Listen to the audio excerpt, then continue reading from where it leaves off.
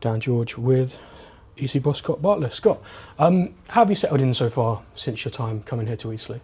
Yeah, well, it's probably a question for other people really, but I feel like I've settled in well. I'm that type of person anyway. I was never going to come here or anywhere and sort of rip up all the good work that's been done. I think it's a wonderful football club with really good people, and that was the attraction. To be honest with you, the phone conversation I had prior to coming, it would have been taking some shift for me not to come, and I just think that I'm good at building relationships and building squads, and I feel like it's a perfect place to do it. I think I've settled in really well. A lot of that credit has to go to Jason and Vince and Matt, the staff that I work closest with every day. I think they've been exceptional really, and I'm really pleased about that, because it's really important that you get a connection with the people you work with all day, every day. You know, we spend a lot of time together.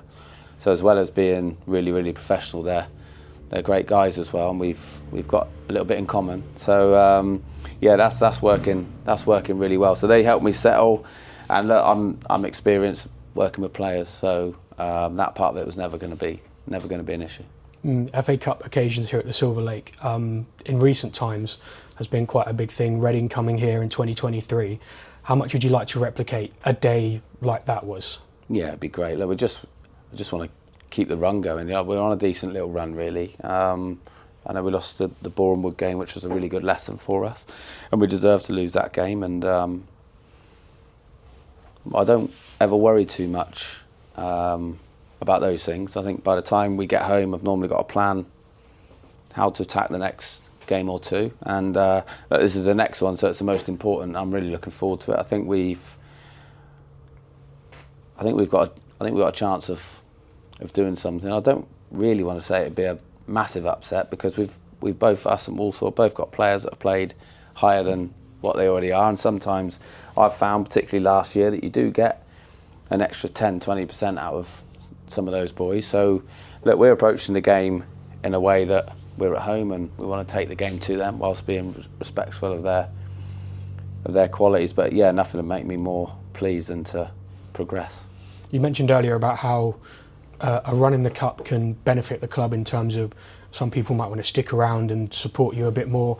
I guess financially as well, is that a big boost if you had a run in the FA Cup? What are those kind of main benefits from having a cup run from your point of view? Yeah, of course, that is it really. Exposure for, there's no egos here, it's exposure for the club, for the players, for their families, for our supporters. You know, it's great.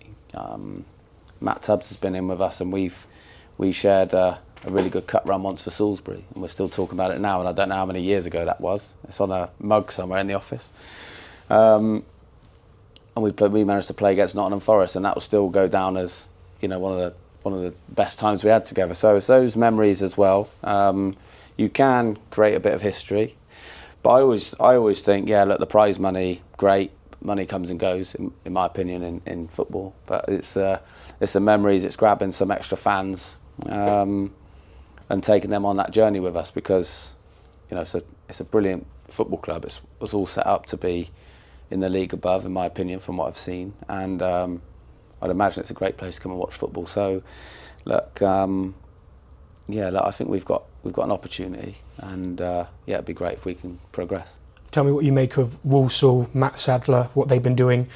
Last season obviously was a bit, no one's ever seen that kind of fall off before, but they're right back up there again this season in League Two. What's your kind of view on them as a team the last couple of years?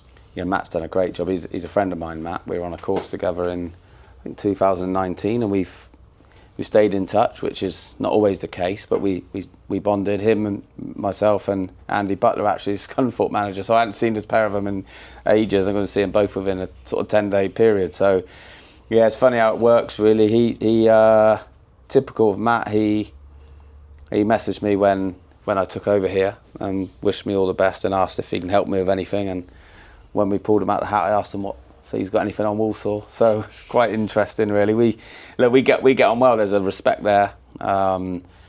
He's done ever so well. They dropped off a little bit last year, but they lost their forward at a key time. And as we know, goals are everything. And you know, like no one no one's got the finances to just go and replace key players. So when they're missing from your team, you have to try and find another way of getting results. But although they did drop off, they had no God-given right to be, guaranteed where they were going to finish. They had some really good teams chasing them down, and that's football. Sometimes it's whoever's the luckiest with injuries in that last part of the season are the team that normally do well. And look, he's bounced back from that brilliantly. They've tweaked it ever so slightly, but I think he's got a really good squad together, full of energy in midfield. What I like about them is they've gone and signed some experienced players, but they've also dipped in below their pyramid, which I'm all for. They've got some young, hungry players as well. So, look, I can't speak more highly of Matt without sort of embarrassing him, but I think he's done a great job. Back to you. Was it a difficult decision to leave Weston-super-Mare? No. Tell me why.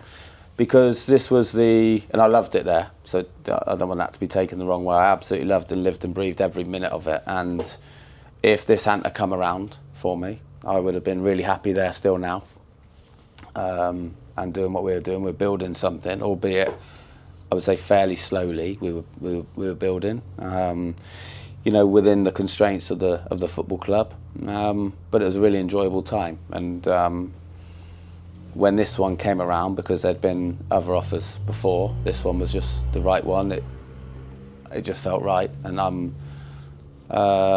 pretty decisive normally with decisions on players, team selection, subs, most things in my life actually. I won't change things for the sake of it, but if I think something's the right thing to do, then yeah. So that's where I am with it, and I just felt that perfect club at the right time for me.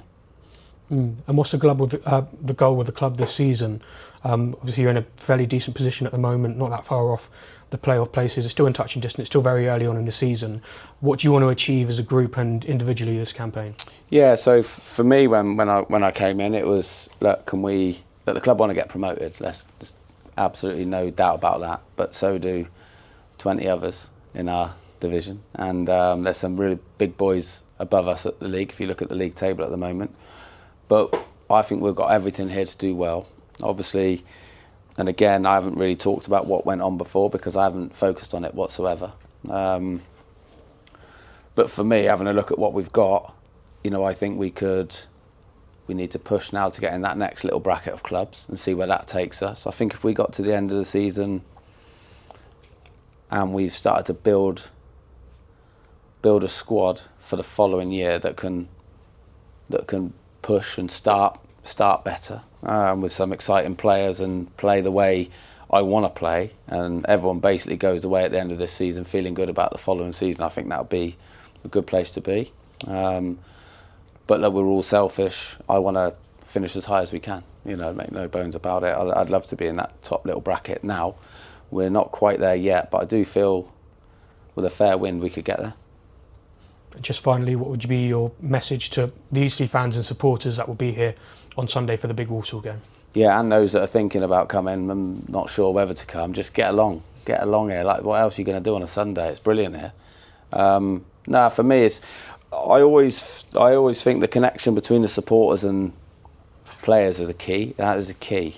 And in every game we've played, and we've done well, but in every game we've played, we've had bad bits. And we've had moments where we've conceded a goal or a penalty, and they've stuck with the players, and that means a lot to the players. And they can't really always show that, but I know there's a real good appreciation between the two. So for me, it's just more of the same. Let's enjoy it. We're on a journey. Let's enjoy the ride. Good luck. Thank you.